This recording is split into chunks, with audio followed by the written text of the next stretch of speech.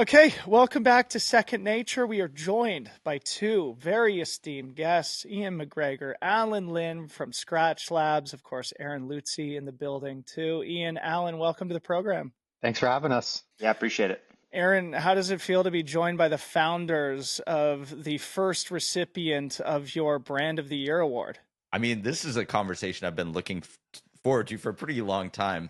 Alan and I have had a chance to meet a handful of times, but actually to get in here and dig into the history and the mystery of Skratch, I think is going to be a fun conversation. Hell yeah. Well, welcome, guys. We're really grateful to have you here. I wanted to start by just having you both introduce yourselves in your roles at Skratch. You being co-founders, obviously there needs to be complementary skill set. So maybe Ian, tell us what role you occupy at Skratch, then we'll turn the mic to Alan. Yeah, great question. And I think you hit the nail on the head in that, it's important to have different roles and sort of lean into your own sweet spots. And I think in Alan and I's history and knowing each other for, about 25 years at this point, we've got a foundation of a friendship, I think a foundation of curiosity, and very different skill sets. So Alan really lands in the role of visionary and kind of thinking about the future, really focusing on product, coaching and thinking about athletes, supporting them. And I've fallen in love with business,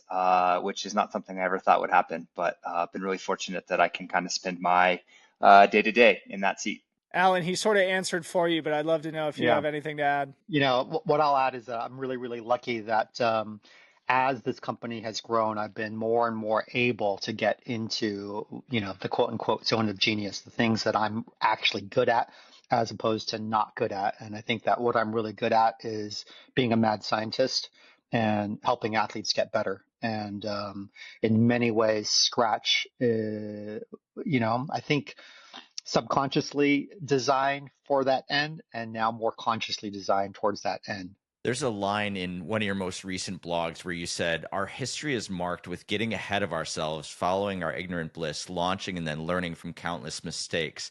And I've got to imagine that probably happened a lot in the very beginning as you two were sort of, fitting into these different roles. But as you've been in business now for about 13 years, do you feel like that is still happening as much where you're, having mistakes, learning from them and then reapplying? Or has it gotten to a point where you kind of know the deal and the division of who's doing what and how it comes together is a little bit easier? I say it's still a bit of a struggle. It's in the sense that every year we have to revisit these ideas and update our, roles. I, in fact, am, looking at my roles for this next year right now in a little document that I owe back to Ian about, what I'm going to be accountable and responsible for this next year. I think that we fall into maybe bad habits a lot of the times. And it's sometimes hard to really kind of acknowledge like, hey, this is what I'm actually going to do versus what I think or idealize what I can do, and to be super honest about it. And, I think that we all have, especially myself, an ideal of what we're capable of doing or moments where we've proven that we can do something, but it doesn't mean that we always want to do it or actually mean what we say. So yeah, there's always back and forth. What Aaron's referencing is your 2024 year in review, which we're definitely going to link to in the show notes of today's episode and that every Second Nature listener must read. It's a masterclass, Alan. I'm going to challenge you to write one of those every year. Ian, maybe you could build off that too. And maybe I think the interesting thing to hear would be a time at which you guys realized that you were not playing the roles that you needed to be playing in the business. So in other words, like if Alan was not being able to focus on his zone of genius, being this mad scientist, or where you were being dragged out of what I'm interpreting as like more of an operational and executive role, while Alan is sort of leading a lot of the ideation. Was there ever a time where there was a lot of friction as it pertained to finding that sweet spot? Yeah, I mean, I think first, not to challenge the question, but I do think there's a misnomer that, it's wrong and then you get it right. I think that ultimately these things are fluid and they're circular and they repeat and they iterate. And, maybe a great sort of visual is that our hope is that as we're going through these cycles, that instead of just repeating them, that we can be spiraling forward and that, in that process is the improvement. I mean, I think that we have certainly seen and experienced those cycles, and in some cases they exist in all business, right? There's this idea that I sort of attribute to a guy named Vern Harnish, who has a scaling up sort of business operating model for anyone who's familiar. But he talks about these sort of rules of three, where as a business triples, and whether that's about customers, whether that's about employees, whether that's revenue sides, like don't worry too much about the details.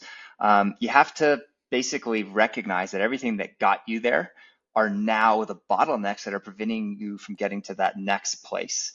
And in order to get past that ceiling, you've got to reinvent. And I think, we've experienced that many times. And I think the same thing exists in our relationship. I think the same thing exists in how we work together. And it certainly has existed across our organization and the team we have. The last thing I would add to that, I'll just say it this way. I mean, I think the coolest and most exciting thing that I've seen and are fortunate to have grown a business and been successful thus far is the opportunity to work with people who are so much better than you could ever be at any one thing. And rather than wearing all these different hats, you start to get to give hats to people who really can own those hats. And that's amazing. I mean, it's really magical. We dove right into the deep end with you guys, but I think that a lot of people listening might not know how Skratch actually formed. Could you give us sort of the formation of the brand? Yeah. You want to start, Ian? No, you got this one, All right. So Ian and I've known Ian since he was a senior in high school. He was this young up and coming cyclist who was volunteering for a bunch of the research work that I was doing at the University of Colorado when I was working on my PhD. Um, from that point on, our kind of lives collided primarily through the Slipstream sports organization, which, was the home for teams like TIA, Craft, and Garmin, and now the EF Pro Cycling Team. So Ian rode for them. I worked for them. And the World Tour is a hard, hard place. I spent almost 10 years on the World Tour. Ian was a professional cyclist as well. We found ourselves kind of at the end of that part of our career. It's you know, I think we all think it's going to last forever. And at some point you're like, God, I got to get off this, I don't know, this hamster wheel, if you will. And so we found ourselves literally in a place in life where we were starting from scratch, trying to figure out what we were going to do next. And there was these products that I had always kind of tinkered with when I was on the world tour, and ideas that I had always, played with. I was the, coach and sports scientist for these teams. And so I was always trying to figure out what was next. And these were ideas that range from, making my own little sushi rice cakes for the riders to making drink mix for the guys. And when I had left the pro tour, a lot of the riders who I previously coached were asking me for this sports drink that I used to make from scratch. And initially, I think there was some reticence to want to do this because it was a pain in the ass. We were doing it in my own kitchen. So Ian started helping me out, and there was this pull of more and more athletes asking for this product because it solved the problem of GI distress that was so common from sports nutrition products at the time. Um, the product I was making was really, really simple. It was, a product that had basically cane sugar, a little bit of glucose, more sodium than the average sports drink, and it was just flavored with freeze dried fruit. So there was really nothing to it. And I don't really think that we initially thought it was going to be a business until Ian started realizing that not only was there this kind of pull for this, but that it had a really, kind of doable business margin for people who were, not funded and didn't have any kind of reputation around business. It was something that we could literally do on our own. And so Ian came up with this idea of increasing production by using these food safe paint buckets from our local hardware store. And it was McGuckin's Hardware? McGuckin Hardware. Yeah, exactly. And if you bought a food safe bucket from them or any paint bucket from them, the kind of inside line was that you had this lifetime of free shaking.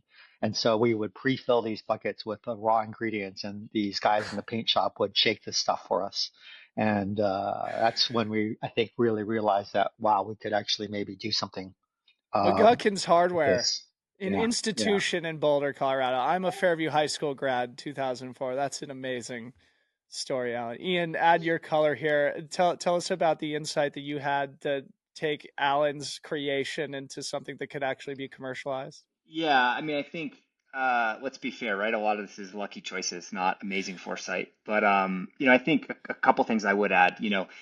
In some cases, this is the classic, like you see a problem, you start working to solve that problem. And, going back to 2006, 7, 8 timeframe, right? That's what Alan was doing. And, I remember as an athlete, him bringing down things for us to try. And sometimes you would take a sip and spit it out. And other times you'd be like, okay, we'll try this. And 6 hours later, now you're spitting it out. But he really did solve this problem. And I think in many ways, his goal in that was just trying to get, myself and my teammates to shut up and stop complaining. But what was really cool is that I think by not understanding so many of the business realities, not thinking about commercialization or margins or marketing or any of these other things that are important but often get in the way of real problem solving, the only thing he was trying to do was make something that worked better. And very fortunately, it got to that point to where it worked so well that it became known as Secret Drink Mix, and it was in these water bottles, right, with another sponsor's name on the outside. And then, a couple years later, as Alan mentioned, right, it was kind of our friends and our teammates who were kept asking for this stuff, and it was a pain in the ass. I think that the difference in this case, though, is that we came from a place where our friends were racing in the Tour de France. And with that came a lot of insights at the highest level of the sport. Um, and there were a lot of things that, as individuals, I think we were really excited about. I mean, I can think back to some, wind tunnel testing and some, really high tech projects that were really fun. But gosh, they didn't have a lot of application, beyond, in some cases, literally a single individual race. And yet, this idea of being able to help people, in particular with GI distress, it applied much more broadly. I remember getting a phone call as we were first starting, and we had Secret Drink Mix sort of, in operation, which again sounds more serious than it was. And a woman calling and telling us that she had just finished the first marathon of her life, and she had just had her 55th birthday. And at least for me, that meant a lot. I loved the idea of being the best part of somebody's day, of helping someone achieve a lifelong goal. And it was neat to recognize that we could be a small part of that. I'll add another layer of motivation for me personally was this idea that I always just wanted to be a coach and I always just wanted to be a sports scientist. But working for teams, your hands are generally always tied, even though you are right at the front line of solving really great problems. You're also, having to just do a lot of travel, a lot of work that you don't want to be doing, and your time is not your own. You don't have the kind of freedom that you'd necessarily need or want. And maybe myself in particular, I'm a fairly autonomous person. I want to make my own decisions about how I want to see things done.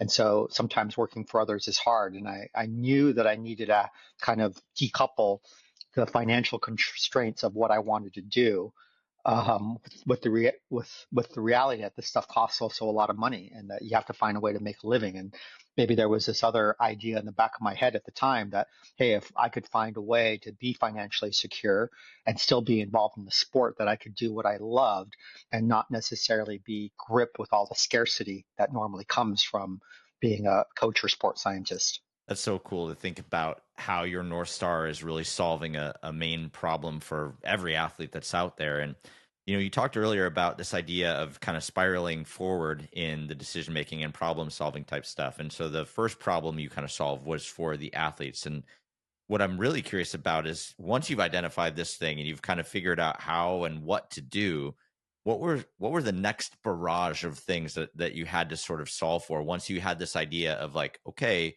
we've got this secret mix, we're going to start producing this at a higher level. What was the next phase of problem solving for you?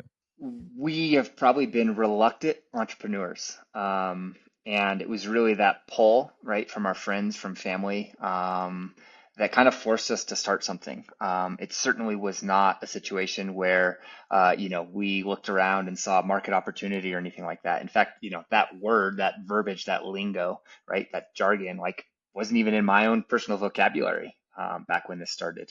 I mean, I remember early days, we had a sales meeting with Whole Foods Market, and the salesperson was asking us what our gross margins were. And that's not something that either of us knew. And I quite literally remember looking that up on Wikipedia. Um, but I also think that in some ways, because we didn't feel like we needed to know better, we were okay being ignorant. We were okay asking questions. We were okay being curious. And I think that that's always been the way we've approached problem solving. That's how we've always approached growing a business. And you find people who have done it before. Find people who are smarter than you and ask questions and listen.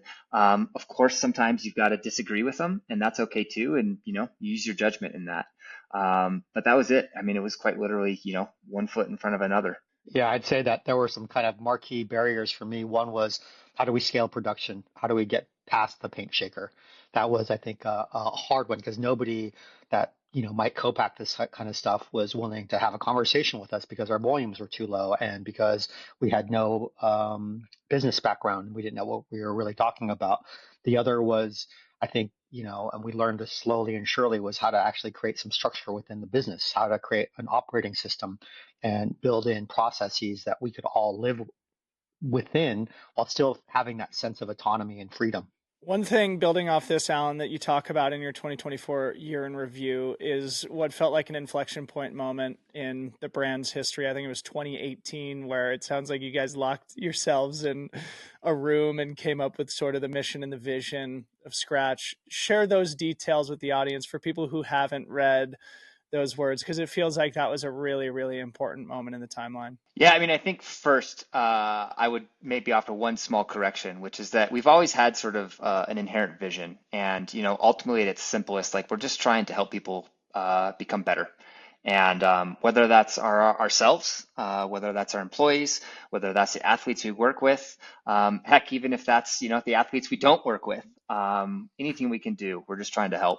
At the same time, one of the big challenges in growing any business, you get asked constantly this silly question of what is your exit plan or what's your exit strategy? And we never had an answer to that. And I think I'll just speak for myself, but I think, I can confidently say you're in this too, Alan. Like we're uncomfortable with that. Like it felt like this was something that we were supposed to know the answer to, and we didn't. And so, yeah, going back to 2018, we were sort of hitting another one of those, glass ceilings, if you will, that exist, that happen when you're fortunate. And, we really realized that we needed to provide some clarity to the whole company as a whole of what it is we were trying to do. And so, yes, we had a mission, but what was the vision? What was the future going to look like? And in that specific case, that's a hard question to ask, and even figuring out how to do that is hard. A good friend of mine named Ryan Wilson, who himself is a very successful entrepreneur, I had reached out to basically anyone I could ask, how do you write a vision? And he pointed me towards the Zingerman's Guide to Business. And they literally, it started as a restaurant and a bakery, and they've got all of these sort of business tips, tricks, strategies, if you will, that are written as recipes. I don't know what the book is called, but it is the yellow book of Zingerman's Guide to Business. A lapsed anarchist approach to building a great business. Yeah, there you go. Thank you, Aaron. And there's a recipe in there. And so this took time. I mean, and by time, like quite literally months. But, Alan and I locked ourselves up and started asking ourselves this question of, what have we done that we've loved? What have we done that we haven't loved? And, where is this thing headed? Not to get too philosophical about it, but I think the other thing that we realized at that point was that Skratch Labs is not about either one of us or us together. It's its own thing. It's a little bit like having a child. You bring them into the world, you try and help guide them a little bit, but ultimately you want to accept them and support them in being whoever they're going to be. And I think this business, this brand, the team behind it are very similar. And that's a beautiful thing. I mean, it's really ironically freeing to let go and recognize and realize that. Yeah, I'll add in terms of coming full circle too, that, in all stages of business, maybe you're trying to get back to who you really are and the kind of core identity of what you feel. In our first year of business, which was 2012, and Ian and I basically started working on the first vision for the company in the fall of 2018. We got a call from the CEO of Gatorade at the time, and he wanted to have a meeting.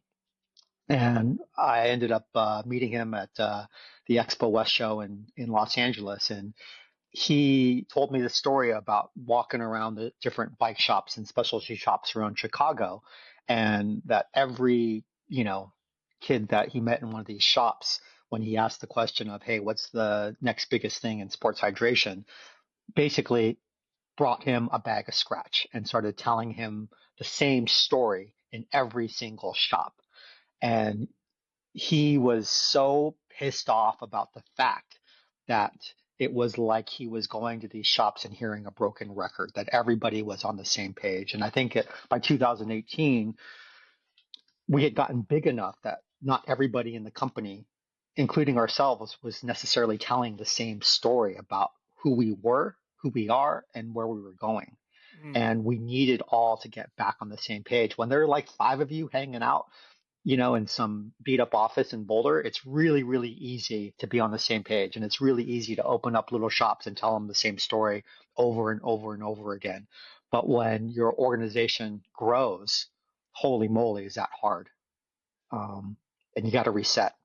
This is so fascinating, guys. Aaron, I'm sure you have a billion questions about this specific thing too, but this idea of optimizing for an exit and you guys taking the conscious, intentional approach to not optimize for that. And what I'm hearing is that the main thing you had to do is clarify where you're going internally with the team that you had at Skratch. Can you share about that conversation? Like once you arrived at this, like, hey, we're actually not for sale. We like what we do. We like what we're building. How did you communicate that to the team in a way that, they could orient themselves around this new vision? Well, fortunately, that's part of the recipe that you get. And it's quite simple. It's, go and share it and be honest. And I would say in some cases unapologetic. To at least my great relief, I think the beauty is that our team was on the same page, and that in many ways the team, was afraid of the opposite. And that it brought great clarity and encouragement to allow the whole company to be ourselves. That was really nice. One of the books that we reference on this pod quite a bit is The Infinite Game by Simon Sinek, which is exactly that. What decisions would you make if you wanted this company to be around forever? And I think that's exactly sort of what you guys are talking about. It's not decisions being made for commercialization or for for distribution or for what's in each product, to make it easy. It's actually just making the right decision because you're not trying to go anywhere. You want to be around for the long haul, and that's what's the most important. But then also, how do you balance that out when it comes to, we want to make these decisions to being sustainable in terms of our business itself, but we still want to grow and expand? There's got to be a balance there. How do you think about striking that balance between massive international growth, like opening up Europe, with, hey, we're not trying to get too far over our skis here, and we don't want to have to take outside money to be able to expand? Ian, you want to? I can answer that. I mean, I think it comes down to like the question that I ask myself all the time is do I have everything I need in life, right? Like so many of the problems that I think that we face come down to one thing, at least in this society we live in, which is greed, right? And this desire to want more, want more, want more, want more. It's insatiable. And at some point, you drive yourself crazy trying to think about growth and growth and growth and growth. And maybe that's how the game is measured. But at some point, you're just trying to sustain your own life, back to the idea of the infinite game, right? You're just trying to do what you love and be who you are. And if what you have is enough, then you can take a deep breath and say, hey, let's do this the right way, as opposed to just trying to accomplish a goal. And I think that for us, really the core tenet that keeps us moving is this idea that the the the the means never is justified by the ends, or whatever the line is, right? Yep. Like the goal is never more important than the way that we do things. And while we are very ambitious and very goal driven and highly competitive, it still matters how we play the game more than, whether we quote unquote win or lose. You can't think about the podium. if you do, you don't focus on the things you need to do to actually be successful. Yeah. And it's so easy to compare yourself to other people in the market. And when you do that, you get distracted from your own mission. At the risk of asking an indelicate question, Alan, what you're implying, though, is that the CEO of Gatorade was basically kicking the tires as to whether or not Skratch was for sale. And so I would love to hear from both you and Ian about, like, I mean, that's like a very tempting thing. It takes real restraint to not, like, to intentionally unplug that potential massive liquidity event for probably both of you and maybe other members of your team. Share about that, because, like, I don't know, it just is like most people wouldn't do that. Well, I think, Dylan, what I would say to that is one of the greatest lessons that I know I learned in athletics, and I know that Alan and I have talked about, continuously for 2 decades. Um, Back to this idea of, the goal being all, is that oftentimes, right, winning that race is filled with emptiness. And I know that when I look back on various parts of my life, I feel like the unrelenting striding uh, and sort of blind competitiveness didn't create enjoyment or fulfillment. Um, it created a lot of isolation. It created a lot of loneliness. It created a lot of fear. And I'm really grateful for the opportunity to have learned those lessons through athletics. Um, and feel really grateful that we're in a position in business and life that we can choose a different path. Dylan, this is exactly why they won the first ever Nate Cheese Award. I mean, I feel like I'm reading the most inspirational business book of all time right now. This is incredible. You guys have to write a book about this, because, I mean, it is a it's a story of success, basically by every measurement, I think, but it's also a story of self-discipline and of focusing on the right things. And it's something, certainly me as somebody who owns and operates a business myself, it's really easy to be caught up in the revenue and the margins and the profits and how much money am I taking home. And it really is hard and takes discipline to, like, focus on doing the things that actually make you fulfilled every day. And I mean, I've talked about it on this podcast a lot, but, last year especially was a major moment for me where I was totally focused on the wrong things. And so this is a timely uh, conversation for me to just be involved with and listening to. And I appreciate you guys providing that guiding light. Yeah, I'll say this: wanting to win is maybe more fun and more important than actually winning, and that comes from the kind of privileged standpoint of having a lot of success and winning a lot and being associated with athletes and programs that really, really did kick some ass.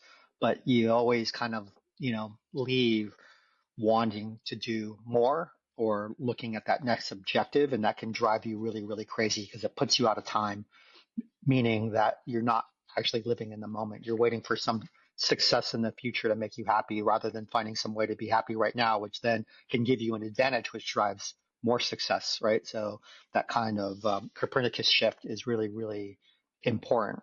I think there's also a lot of fear in terms of wanting to give something up and not knowing what you would do next. And identity shifts and changing identities, that's the hardest thing that I think we all face when we come from athletic backgrounds and realize that there is kind of a finite time and place for that part of our lives, and we try to move on to do other things.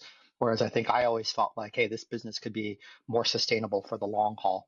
Well, I want to talk a little bit more about this idea of, sort of, yeah, what happens after you win. And one of the lines that you had here in the 2024 was, you said, what's vexing is that as one gets closer and closer to a big goal, things don't get easier. If anything, they get harder because the world closes in again. We got too close to the North Star that was guiding us to actually see which direction to go. Could you talk a little bit more about what that moment was actually like for you guys? Whew. Yeah, that's really, really hard. I think that,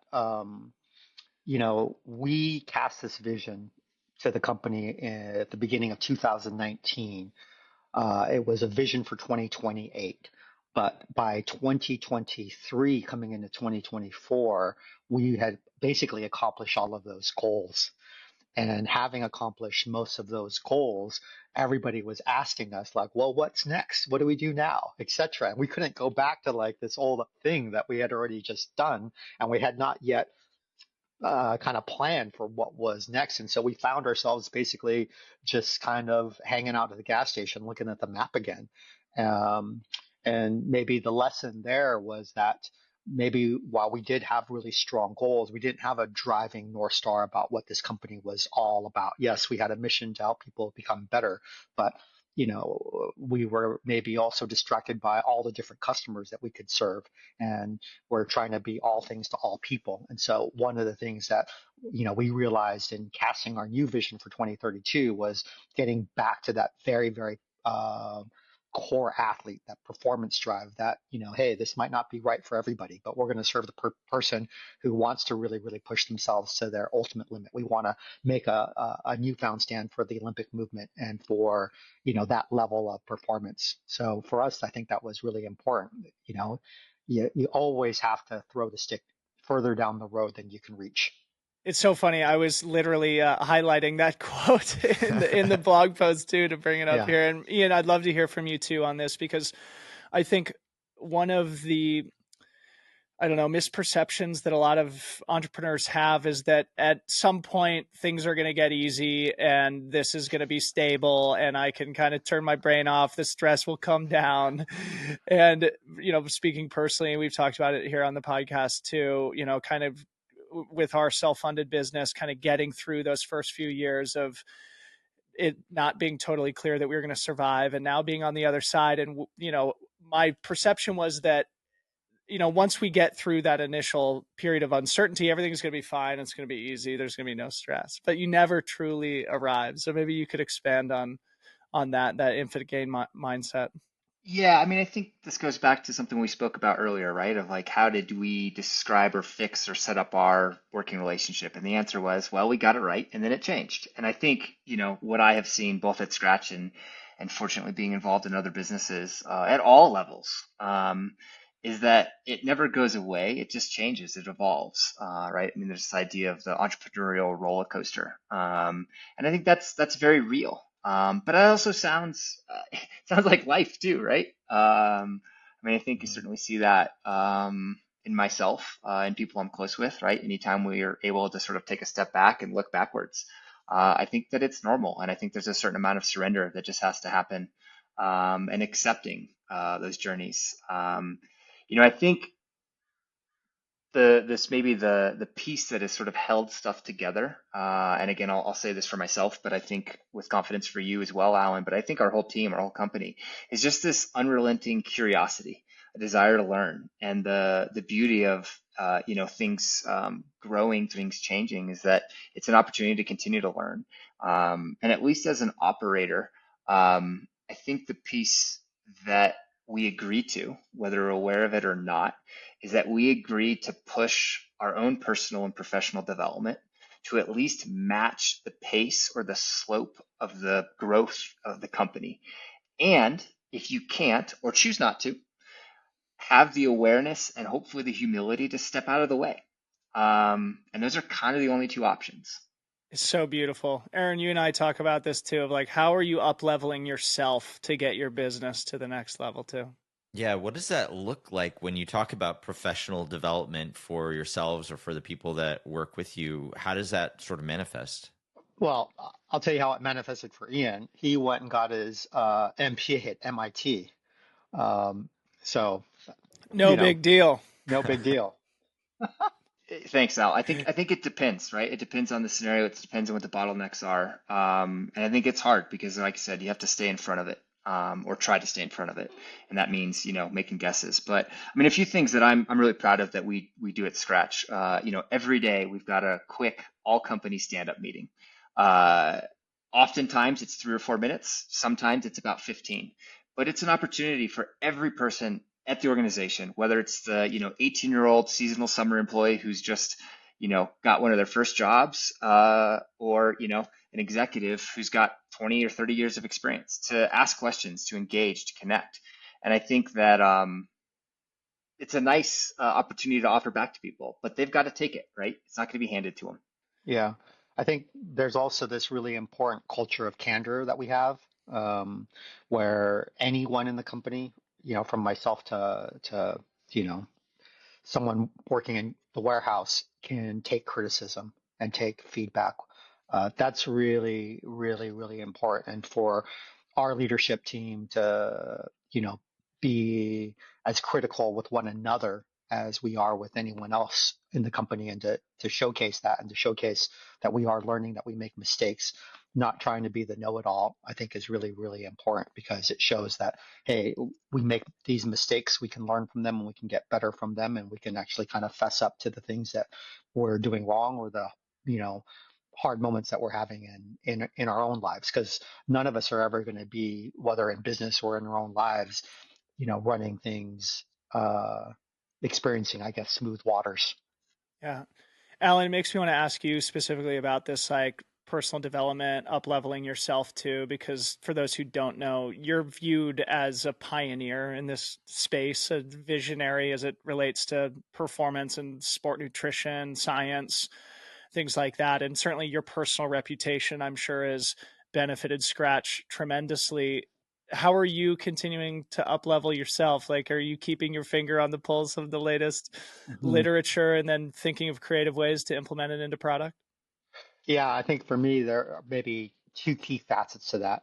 One is continuing to coach young athletes, because these young athletes have the luxury of learning from all these other generations who have come from the past, and they've already acquired and synthesized all of that information. So they're operating on a whole different type of foundation. And because of that, the questions that they're asking, the problems that they're now facing, are wholly different than the problems of the athletes I worked with in the past. And by continuing to coach young athletes, I'm always challenged with questions I have not yet figured out, Mm, because they're operating on a whole nother level of performance. And that's why speeds are faster. That's why, athletic records keep on getting broken. So that's one way that that happens. And they don't know what's not, you know, impossible. They have this mindset of, well, yeah, of course this can work. I mean, they grew up with iPhones, like it's crazy. The other way is having strong academic relationships. We have a really, really strong relationship with folks at MIT in particular. There's a woman named Christina Chase, who is the director of the MIT Sports Lab, that we have a really strong relationship with. And uh, I have a weekly meeting with her, where, we talk and hash out different ideas and what's going on, and, in the greater world of sports. And then there is the University of Colorado, Dr. Peter Kim at the Applied Exercise Science Laboratory, which was the laboratory that, I came through, and, at least showing up once or twice a week to that lab and seeing what's going on, and hanging out with the grad students, having journal clubs with them, is a really, really important way to not only teach, but to continue to learn from the students and professors there. One of the things that I saw that you did recently was you went to the Paris Olympic Games and you had a whole area set up where you were taking care of those young athletes who were participating. You had all the meals taken care of. You had space for them to connect with each other. You had, of course, the Skratch station. You had popsicles that were filled with electrolyte, all kinds of different things to like make that experience great. I Yeah. know that you've mentioned a handful of times that the Olympics are a really important sort of flagpole with everything Skratch related. Can you talk a little bit more about what it means to both the brand and the business to have that sort of loose association with the Olympics and the Olympic athletes? Yeah, I mean, for me, on a very personal level, this has always been the dream. Ever since I was a kid growing up in Los Angeles and seeing the 1984 Los Angeles Games roll through when I was 12, I've only ever wanted to be part of the Olympic movement in some way. It's for me, magic. And I think that whether or not we get credit for it or not, there was always a sense that I was going to do it, whether or not people said I could or couldn't, that I was going to find some way to just show up and, volunteer, if you will, and, wave the flag. Um, but I do think that, for us, it's important that we do get credit. It is important that people understand that this is where the problems that we solve, begin. That if we can help the best in the world get better, then hopefully we can help everyday individuals aspiring for more to do so as well. I think the really interesting thing that people don't get about that environment, though, is that getting better doesn't always necessarily come from some cutting edge scientific idea or technology. It often comes from the nurturing and the care and the support and the meals shared together with one another. And the Paris Olympics was a good example of that. The technology that we brought was gathering. The technology that we brought was making sure that every single cyclist representing America was staying at the same hotel, that they had the opportunity to have dinner together every single night in the same location, and that we had world-class chefs helping to create a really, really secure and nurturing environment where they could connect. The Olympics is probably one of the most isolating and lonely experiences for many athletes. And so if we could cut through that, we knew that that could be a performance advantage. And what was the outcome of that, right? What was the outcome of bringing our world-class chefs, yourself, our set of products, right, over to Paris and creating a home away from home? Yeah, it was 6 Olympic gold medals. I mean, sorry, 6 medals, 3 golds, 2 silvers, 1 bronze, and it was the highest number of medals ever won by USA Cycling at an Olympic Games. And so the goal for 2028 is to bring back 10 medals. Um, for some perspective, as an organization for USA Cycling, they were behind swimming, uh, gymnastics, track and field, and wrestling. So they were the fifth biggest toll of all the sports in terms of medal count. And if we can bring it up to 10, we could be cycling at least could be in the top 4, top 3 of Olympic poll for USA in 2028. Congratulations. Amazing. Yeah. Lucy, did Yeah. you write down the technology of gathering? I Put it on a t-shirt. Alan, and Ian, this may be also appropriate for you too. I'd love to hear you speak a little bit about like kind of the macro environment in sports nutrition right now, because at least in my world, and I've raced professionally as a trail and ultra runner for a long time, this like high carb revolution has been all the rage and all the record books are getting rewritten. I know similar things are happening in world tour cycling, and I don't follow that stuff as much, but I'm pretty sure, it's somewhat similar in that respect. So maybe just talk about the environment of this current moment in sports nutrition and how it impacts the business.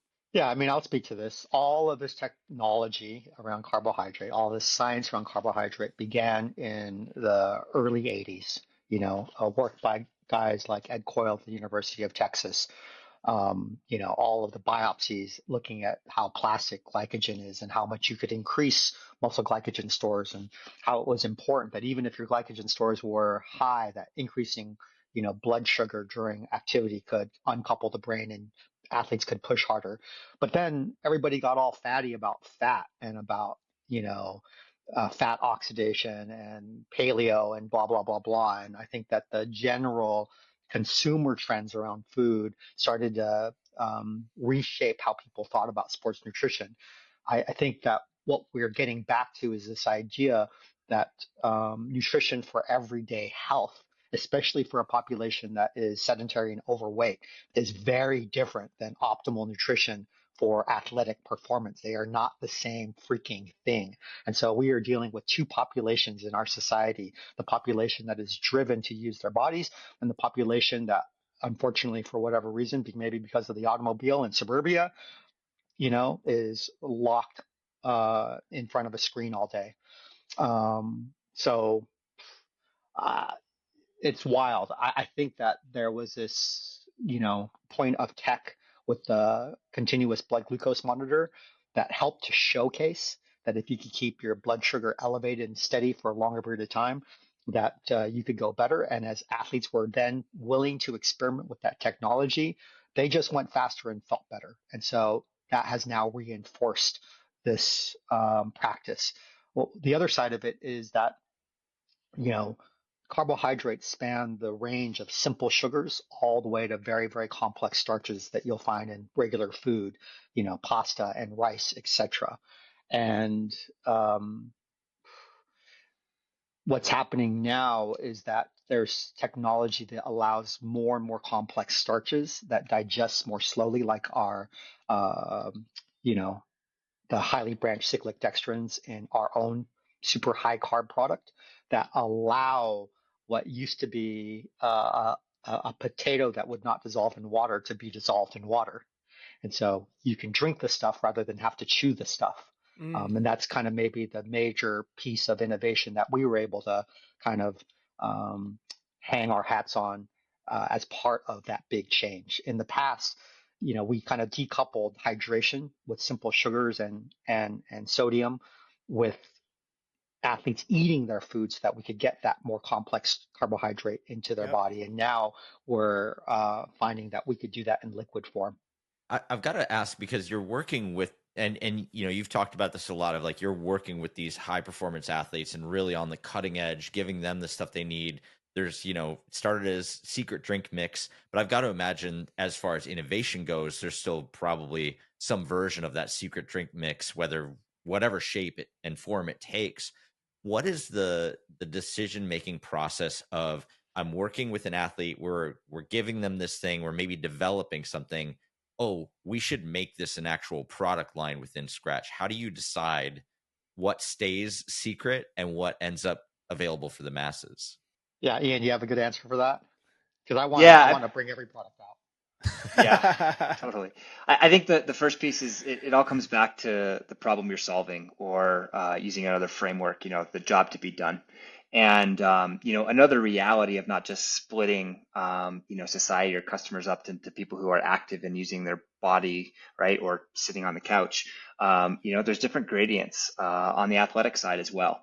And, the problems that have to be solved to run, a low 2 hour marathon are very different than the problems that have to be done to run a 4 hour marathon. And I think that, one of the commitments we have at Skratch is really about serving athletes. And because of that, right, we're not making products that have to go in gas stations. And that's important. It allows us to focus. It's also important because it means that we make products that aren't for a lot of people.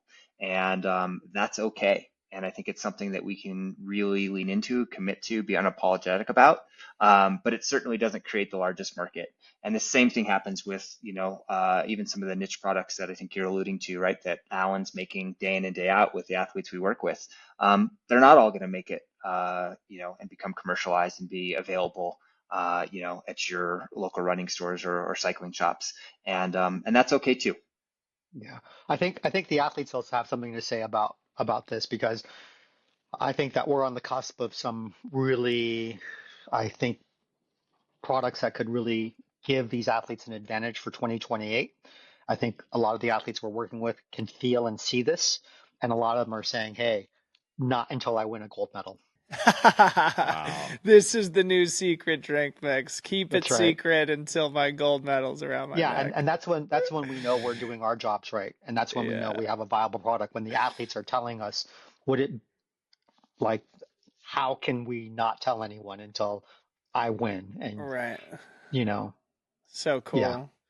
So coming back to the technology of gathering, it makes me want to ask you about the cafe. This feels like something that probably started as a pie in the sky idea that maybe over time evolved into like maybe this is actually practical to probably being an interesting way to embrace the technology of gathering and build community. Ian, maybe you start us on this. What's interesting, so Skratch Labs is a brand that's so much more than, hydration mixes or chews, etc. There's three cookbooks that Alan co-wrote with a close friend of ours, Chef Bijou Thomas. That's the Feed Zone series. And those cookbooks have been, best-selling cookbooks nationally. Um, that's always been a big part of our ethos and what we're trying to do. And I think, I like to tell people, look, you can get those recipes for free off our website. You can even get those books for free from your local library. Or if you're too lazy to make this stuff yourself, we will have some products that you can buy off the shelf. And lo and behold, most people are lazy and they want to, buy those products. But one of the other things that we did for many, many years is we ran a food truck. And the business model behind that at first was, we didn't have the marketing budget to go to all the events we wanted to. And so instead, we spent our entire first year's marketing budget on buying a food truck. We went to events, we sold food, right? Trying to take care of people, giving them something better to eat than the alternatives. And then we used the money we got back to then go to the next event. Um, what ended up happening though, right, was there was a time where literally this 10,000 pound food trailer was being towed from California to Arkansas. We had like 3 days to do it. And it was right at the limit of what, the Department of Transportation allows for commercial vehicles and blah, blah, blah. It gets really complicated. And we found that that just wasn't working. And this is pretty simple. We wanted to be able to bring that type of service, that type of hospitality to athletes, to anyone who could come get it. And the cafe is how we do that, right? You don't have to be an Olympic medal hopeful to show up in Boulder, walk into our cafe, get guidance on what trails to run or what roads to ride on, to get the food you need to go do it, or get the food you need to take with you when you go do it, and then to come back and recover. And that's I think, a pretty beautiful thing. And in particular, when you recognize the number of endurance-oriented tourists that come through Boulder every year, the bet we're making, the hope we have, is that there's enough exposure to make it worth the costs. I think also, what I learned when I was on the pro tour was that I could not do the job alone, that I was really, really dependent upon having great chefs and great soigneurs and great mechanics and a great team around me to take care of the athletes. And in particular, the chefs made all the difference in the world because they were the heart and soul of the gathering, of the athletes connecting, of building team, and of, fueling these athletes with really, really great food. In my imagination, the vision was as I run training camps, as I coach athletes, I wanted to have the performance advantage of having that built in, to have a culinary team that I could say, hey, I'm going to a race next weekend. Can you mise en place all of the food I need for this particular menu? And it's a major, major advantage, especially as we go out into the field, especially when we go out to races, that this team can effectively, braise the pork, cook off, all of the vegetables, put this stuff in, sealed bags and coolers and ship it off ahead of me. At when I get there, I look like I spent the last week shopping and prepping food when all I'm really doing is opening up frozen bags and reheating stuff in the oven. That is a massive, massive performance advantage because so much of what happens with athletics is logistics, not really science. I'm actually flying to Boulder tomorrow. It's going to be a surgical trip. I'm going to be there for like 18 hours, but I'm going to swing through and see if I can't Yeah, pick up something Get delicious. get the omo rice and put a little piece of fried teriyaki fried chicken on top. You will not be Done sorry. deal. Done deal. Lucy, where you want to go next, man? We can start winding things down here. This has been absolutely amazing, but I'm sure there's a one or two more on your brain. Yeah, I'd love to know what you guys consider or what you celebrate, because we talked about you're not planning to sell this company, you're not planning to do anything that's like a short-term windfall win, but surely there must be things that you're celebrating outside of Olympic wins and medals and stuff like that. What does that look like? What's celebration within Skratch look like? I think if you asked our company what is the thing that I'll say at least I am worst at, it's celebrating. So I don't know. I'm still working on that. I think that's a personal and professional development opportunity for Oh, sure. yeah, I think this Friday it's going to be hopefully all the profit sharing checks that are being Mm, written. yeah, Right. yeah. So we accomplished our goals from last year. We have a profit sharing system at Scratch, and yeah, there was a reminder I think this week for the managers to talk to everyone and tell people congrats and let people know what they're getting. So If you don't that was mind, good say news. say more about that because I mean, if it's my assumption that that profit sharing agreement was probably implemented at the time when you had this epiphany that like we need to figure out what the long term model of this is if we're not going to be incentivizing people with a potential windfall through acquisition in the future.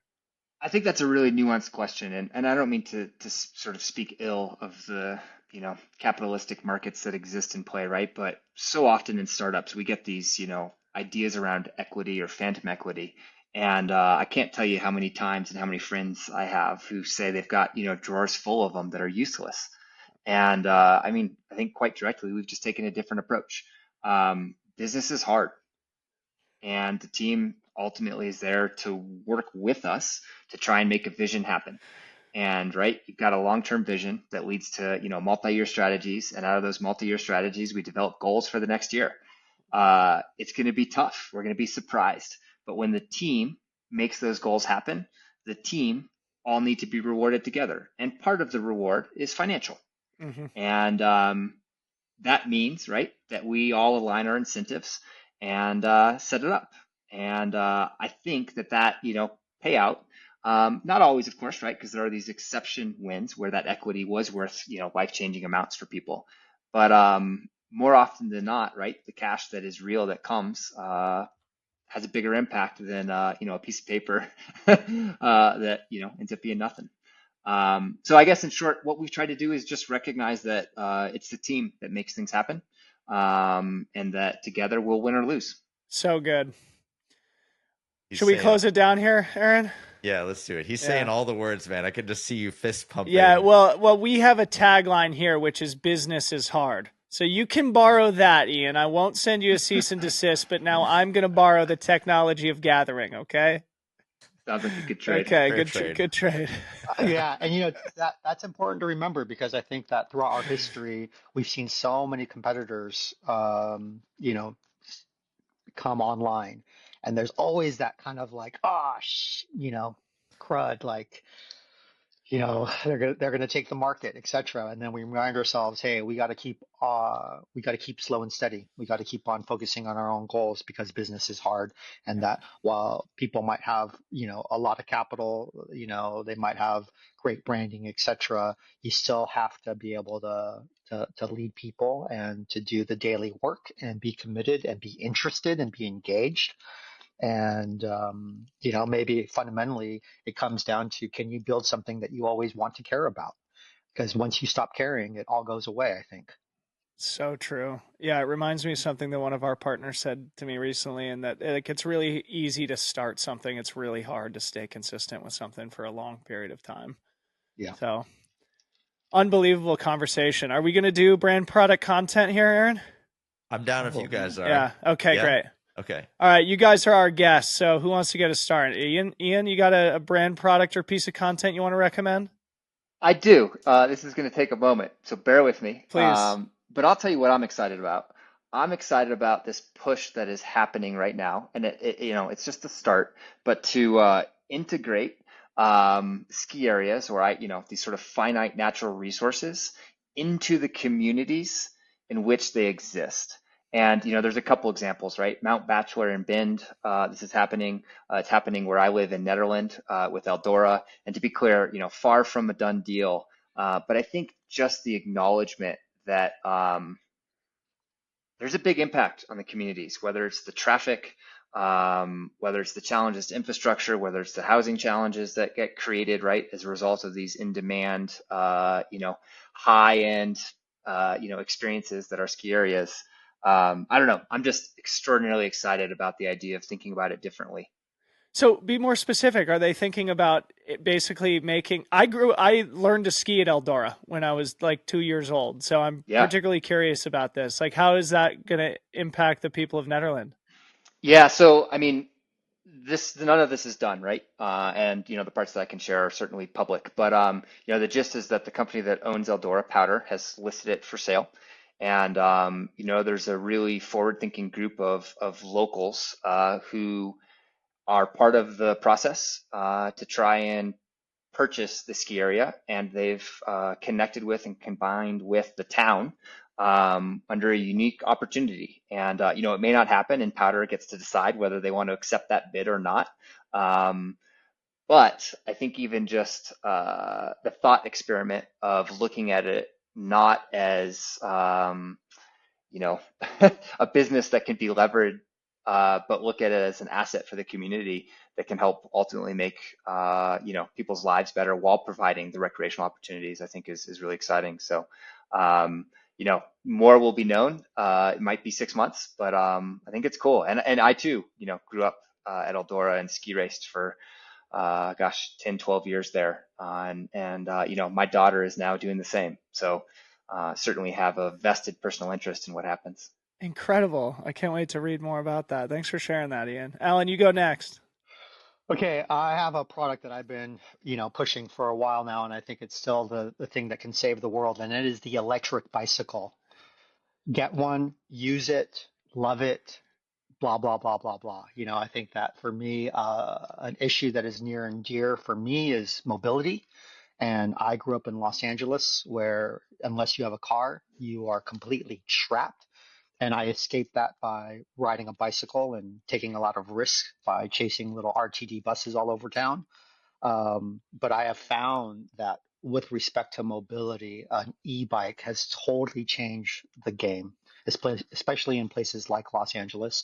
And for me, even personally, I used to sit in a car or on a scooter all day long when I trained professional cyclists, and it made me, feel miserable and got me out of shape. And now I do most of the training rides on an e-bike, where I can motor pace them, I can challenge them, I can be right there with them. And that's completely changed both my fun as well as my fitness. So I continue to be really, really hot on e-bikes. Which bike are you riding? Um, I have tried basically everything, but right now I'm primarily fixated on Bosch systems, and I have this total Frankensteined out Canyon gravel Bosch that I've turned into a road bike by changing the fork, the geo, etc., and completely. I'll send a picture to you guys. It's gnarly. I just have Amazing. to say for the audience, both your answers so far have been perfect. Ian with this like new, novel, innovative like business approach to integrating the ski mountain and the local community in a way that it like sort of mirrors how Skratch is set up as a business entity, and Alan with the mad genius Frankenstein bike. It's perfect, isn't it, Aaron? Absolutely. Spot on. Everything I Yeah. hoped it would be. Lucy, you go next. Okay, I am really excited about this artist by the name of Gawx, Gawx. He's like a visual, he does sketch drawings, but he also has this incredible YouTube channel. And recently he was on Digital Spaghetti. Digital Spaghetti is a YouTube channel owned by Jack Conte, who's the CEO of Patreon. And Jack Conte is like one of the nerdiest video dudes on the planet. And he sits down with all these creators and just nerds out to the highest level. And what Gawx does is like Hollywood level production in his bedroom. And it's incredible to see the two of them come together and break down. I mean, it took him 35 minutes to break down the first minute of this dude's video. And they just go so deep. And I just love that Gawx is like, oh, actually, I just put like a tripod on a skateboard and did that part. And the dude's brain is just melting the entire time. So I'm really excited to like, I'm always trying to learn from outside of the outdoor industry and what Gawx does as an artist, and then how Digital Spaghetti kind of breaks it all down. Both those things coming together is like perfect. Also completely appropriate for your interests and your personality. Right?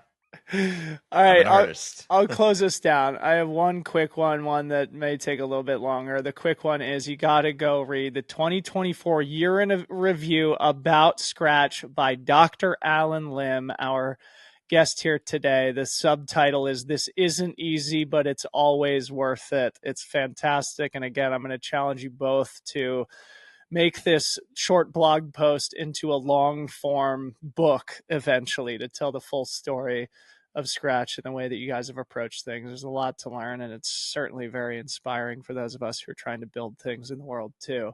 My other one, I recently watched the new Aaron Rodgers documentary on Netflix called Enigma. And it's part of, I think it's the same group who made the Tom vs. Time series. I think it's Deepak Chopra's son, who is the director, producer. I know their brand is the religion of sport, which I really love. It's sort of like the technology of gathering. Anyway, Aaron Rodgers, certainly a polarizing figure, but takes it, again, just like a really novel approach, a 4-time MVP. You can say nothing about his skill on the field, even if you disagree with how he's approached things off the field. But it shows him in a very unique way that's very humanizing, all the way up to and including him going on ayahuasca retreats in like Central America or whatever. So well worth watching. I think it's like 4 episodes, Enigma on Netflix, about Aaron Rodgers. That's awesome. All right, guys, that was one of my favorites of all time. Unbelievable episode. Any closing comments, Aaron? Just in person or online or whatever, congratulations on winning our first ever NACHI award, brand of the year. Thank you. Yeah. I'll means a lot. say in listening to that, something that I really appreciated was I think you got what we're trying to do, right? Which is create unique experiences. And, it certainly is a lot more challenging path than, buying some more Facebook ads or whatnot. But I think that's how we've always tried to build this business, one relationship at a time. So Yeah. appreciate you. Thanks for noticing.